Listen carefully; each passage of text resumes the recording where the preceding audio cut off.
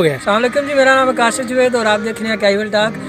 अक्सर आपने जो है ना मेरी वीडियोस देखी होंगी फ़लसफ़े के ऊपर, सियासत के ऊपर और सिविल इंजीनियरिंग के ऊपर, लेकिन आज मैं आप लोगों को थोड़ा सा समंदर का विज़िट करवाना चाहूँगा। ज़रा दिखाइए ज़रा यहाँ पे समंदर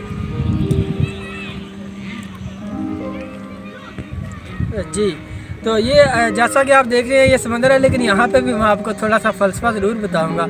अगर आपने अर्नेस्ट हेमिंग्वे का नाम सुना है तो आपने फिर उनका यकीनन एक नावलेट भी पढ़ा होगा। उनका छोटा सा एक नावलेट है जिसका नाम है the old man and the sea. तो जाहिर सी बात है अगर आपने वो पढ़ा है तो फिर आपको यकीनन इस बात का पता होगा कि समंदर का और हेमिंग्वे का आपस में क्या रिश्ता है। तो आपको पता है इन्होंने हेमिंग्वे ने, ये एक अमेरिकन राइटर थे, इन्होंने इसके अलावा भी काफ़ी किताबें लिखी हैं और इनके दो और भी नावल जो है वो मुझे पढ़ने का इत्तेफाक हुआ। The old man and the sea ये तो एक छोटा सा नावलेट है, लेकिन जो उनके दो बड़े नावल हैं जैसे कि फाहूम द बेल्ट ऑल और दूसरा है the sun also rises. Bilal आप ज़रा दिखाइएगा, यहाँ पे भी सन जो है वो राइज कर रहा है। अच्छा हाँ, ये वो वाला द सन आल्सो राइजेज नहीं है, ये बुनियादी तौर पे ये जो इन्होंने नावल लिखा था ये सिविल स्पेनिश वार जो हुई थी उसके ऊपर बेस करता है। लेकिन ये थे सहाफ़ी और इन्होंने एक बहुत ही अच्छा जो है वो सहाफ़त में एक इन्होंने जब सहाफ़त इन्होंने छोड़ दी थी, किस लिए उन्होंने सहाफ़त छोड़ी? इन्होंने जब सहाफ़त छोड़ी तो इन्होंने एक फ़िक्रा लिखा। वो फ़िक्रा ये था कि जब सहाफ़ी लिखते हुए ये सोचने लग जाए कि उसके रीडर, उसके फॉलोअर क्या सुनना चाहते हैं तो उस वक्त उसको सहाफ़त छोड़ देनी चाहिए। और इसी वजह से हेमिंग्वे ने सहाफ़त छोड़ के अदब में अपना जो है वो अपनी जो है वो लिखाई जो है वो की। और अदब में इतनी सी थोड़ी सी तो गुंजाइश बचती है कि इंसान ज़ूमैनी जो है वो फ़िक्रों में लिखे और थोड़ा सा तंज़िया लिखे और थोड़ा सा हिस्ट्री को भी छेड़खानी करे और जो हालात हैं सियासी और मुआशी और इस तरह के। लेकिन ज़ाहिर सी बात है आपको अगर हेमिंग्वे की बायोग्राफ़ी पढ़ने का इत्तेफाक हुआ था, a man will be destroyed but never be defeated. तो ये बातें कहने की हद तक तो ठीक हैं, लेकिन आपको पता है जब अपनी ज़िंदगी से शदीद किस्म के मायूस हो गए तो उन्होंने अपनी जो है वो ख़ुद ही जान ले ली। एक पिस्तौल इधर रख के उन्होंने अपने आप को गोली मारी। लेकिन यहाँ पे एक जेनेटिक मसला ये था कि हेमिंग्वे के जो अबू थे और उनके जो दादा जान थे इन्होंने भी खुदकशी की थी। ये कोई इनके साथ कोई बायोलॉजिकली या कोई जेनेटिक कोई इशू था। तो बहरहाल समंदर के साथ जो इनकी स्टोरी है वो मैं आपको बताता हूँ। आइए आगे।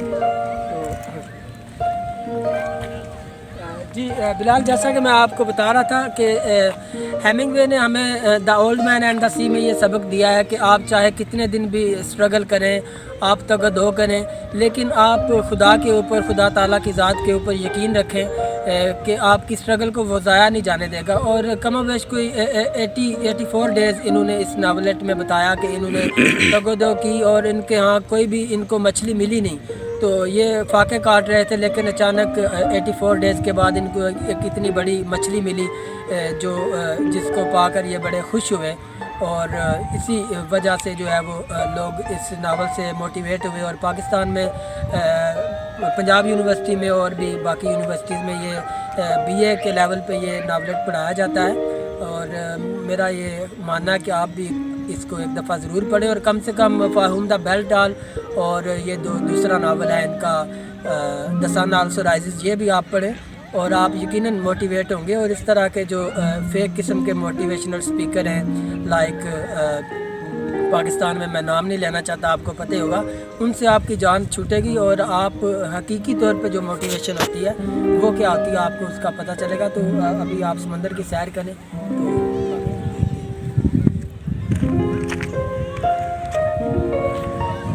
जी ये जो है वो समंदर है, समंदर का और हेमिंग्वे का काफ़ी गहरा रिश्ता है। उस नावलेट में एक करैक्टर होता है सेंटियागो, तो आप उसको पढ़ें। और यहाँ पे अभी जो है वो मगरिब का टाइम है, देखें जो है वो सूरज बादलों के पीछे छुपा हुआ है, आँख मचोली कर रहा है।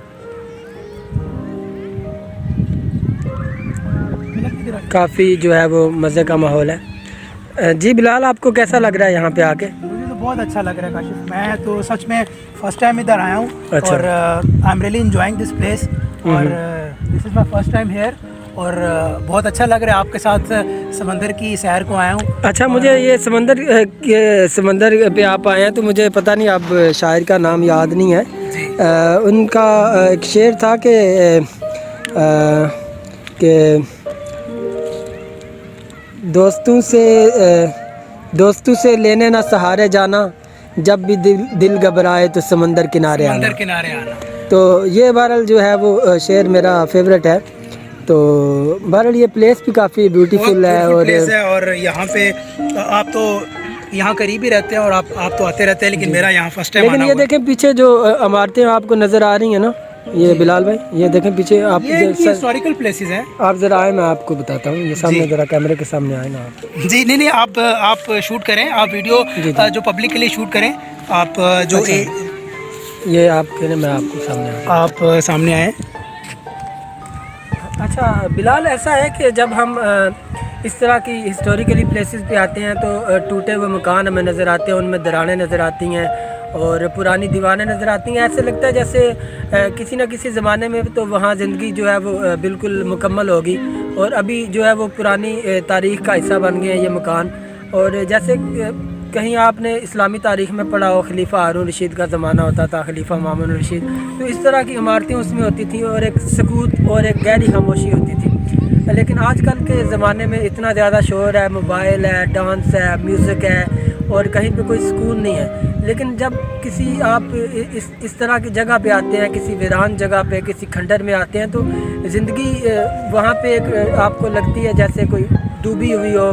لیکن آپ کو ایسا محسوس ہوتا ہے کہ کسی نہ کسی زمانے میں یہاں پہ اپنی پوری جو ہے جوبن کے ساتھ زندگی رہی ہوگی, اور انسان جو ہے وہ تاریخ کی کھڑکیوں میں سے زندگی کو کھرچنے کی کوشش کرتا ہے, لیکن وہ کھرچ پاتا نہیں, لیکن صرف اور صرف وہ ایسا محسوس کر سکتا ہے.